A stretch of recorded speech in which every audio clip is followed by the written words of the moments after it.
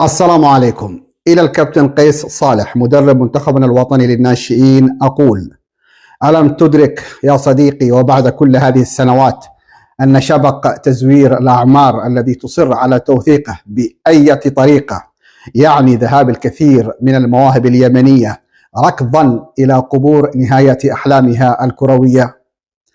اعطني يا قيس لاعبا واحدا فقط من جيل البرواني وعبد الرحمن الخضر احترف بعد سنوات من إنجاز غرب آسيا معك أو مع سامر فضل. اعطني واحدا فقط.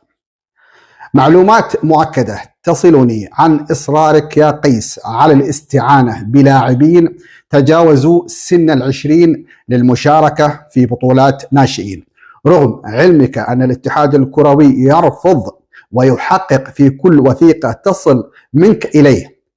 فلماذا تصمم يا قيس على إقحام نفسك ولاعبيك في سرداب طويل سيسقط من يديك كل شيء، وقد تكون أنت أول الساقطين؟ شيء عجيب يا قيس. يا أخي اعمل مثل الناس بشكل طبيعي، أعطي كل ذي حق حقه. عموما كابتن قيس، أنت مدرب فئة ناشئة، لذلك عليك أن تفتح الطريق للزهور لا للقبور. عليك أن تبحث عن لاعب ناشئ يريد أن يأخذ فرصته كاملة كلاعب نخبة وطنية، ويمنح إنجازك كمدرب إن حدث قيمة أعلى لا يصدأ بريقها. فلا تكن يا قيس أنانيا يبحث عن إنجاز كمدرب فقط، لأنك هكذا ستكون كسحابة تمطر نارا.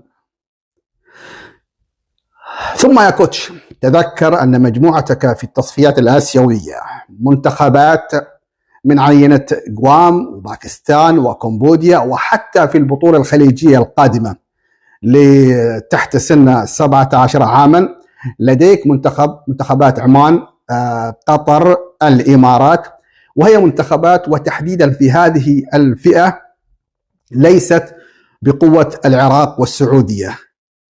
لذلك لا داعي يا قيس للتلاعب بعدادات العمر البيولوجي والتكتيكي للاعب ستذهب به على أساس أنه ناشئ لم يمر بتجارب عاطفية ولم يعرف بعد اسم بائع للقات. في أمان الله.